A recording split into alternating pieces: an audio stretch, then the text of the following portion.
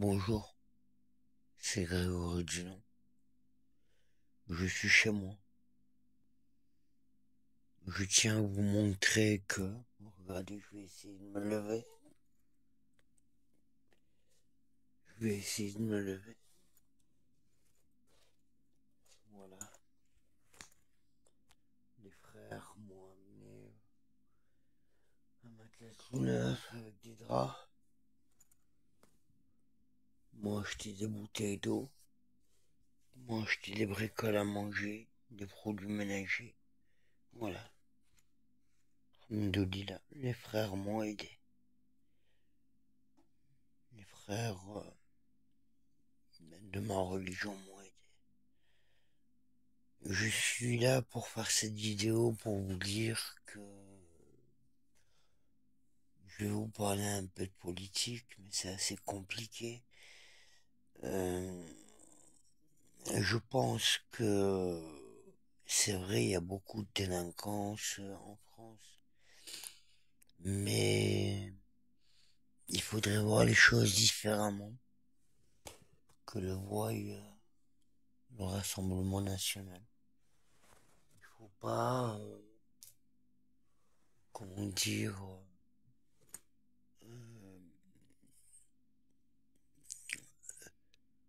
euh, ils aiment pas la radicalisation, ils aiment pas le banditisme, ils aiment pas les casseurs, ils aiment pas les délinquants. C'est une chose, mais eux dans leur politique, euh, ils sont radicaux aussi. Donc ça ne peut pas fonctionner.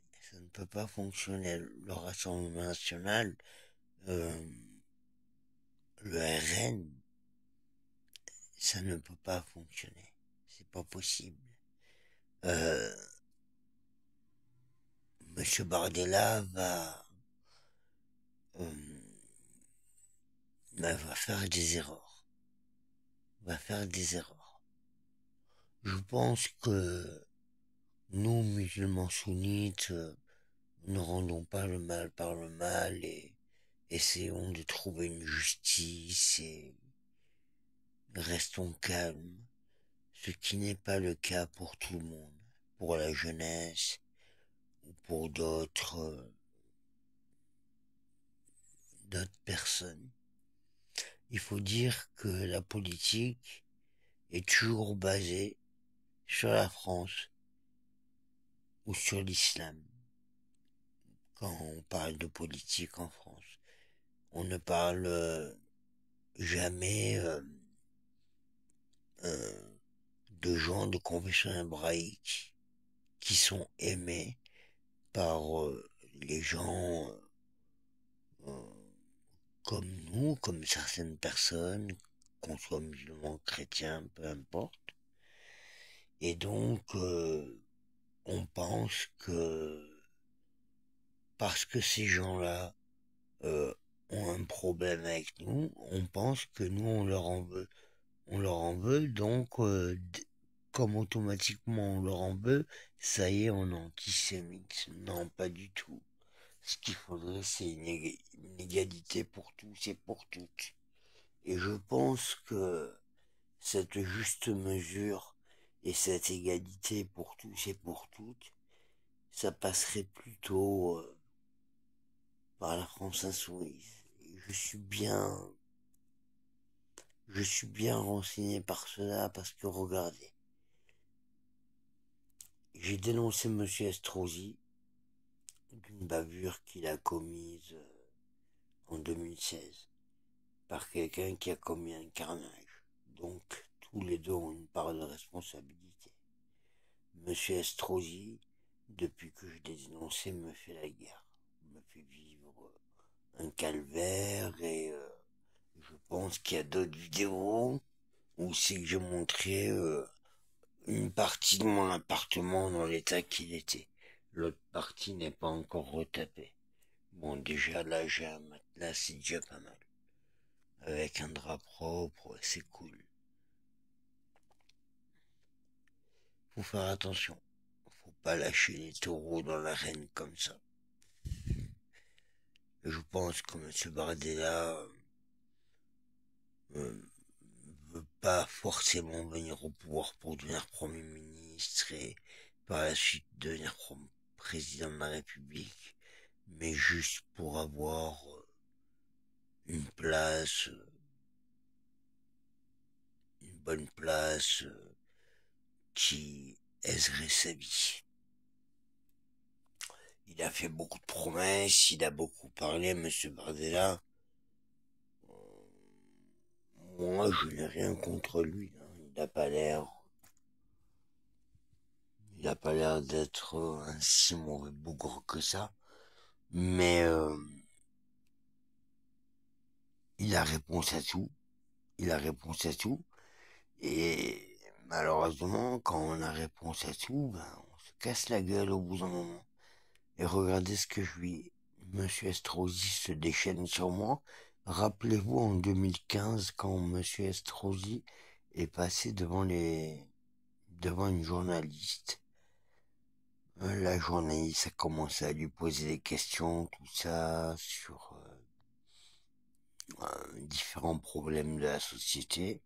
Et Monsieur Estrosi avait dit, je vous avais dit que je ne serais pas politiquement correct. C'est-à-dire que Monsieur Estrosi me fait vivre la misère, tout en sachant que je suis dans l'islam. Et n'a pas été, comment dire, plus intelligent que ça. Il n'a pas voulu discuter avec moi. Il n'est pas venu me voir pour qu'on en discute. Alors moi, je l'ai dénoncé de tous les côtés. Au tribunal de Paris, je l'ai dénoncé de partout. C'était pas pour une vengeance, mais c'était pour dire voilà. Monsieur Estrosi me fait la guerre. Pourquoi Monsieur Estrosi vous fait la guerre? Eh ben, je vais vous le dire. Et donc, je le dis. Voilà, il a une part de responsabilité en ce qui s'est passé cet été en 2016. Donc, il faut renforcer les forces de l'ordre s'il y a des gens comme l'extrême droite ou tous ces gens d'extrême droite, Horizon, RN, LR, euh, Reconquête, etc., etc. Il faut renforcer les équipes policières, gendarmes, CRS, parce que malheureusement, c'est un fait, il va y avoir une vague de racisme, et c'est du racisme, malheureusement, il faut le dire comme ça. Et moi, ce que j'ai peur, c'est que ceux qui se rebellent habituellement continuent à se rebeller.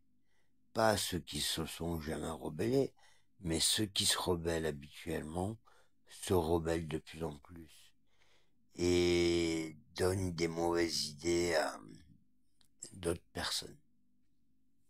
Voilà, j'essaie d'être délicat dans ma vidéo. Donc, ça serait pas judicieux de voter le Rassemblement National, parce que malheureusement, on va à notre perte. Voilà, on va à notre perte et ce qui fera que ça ne changera rien à la France. Ça ne changera rien à la France. Voilà. Ça risque de s'aggraver et ça ne changera rien à notre pays. Voilà. Parce que voilà, quoi, je veux dire, un jeune rentre en prison, hein, il est jeune dans sa tête, il a moins de 22 ans, bon, il fait une connerie, deux conneries, trois conneries, il rentre en prison, on veut lui enlever ses allocations familiales.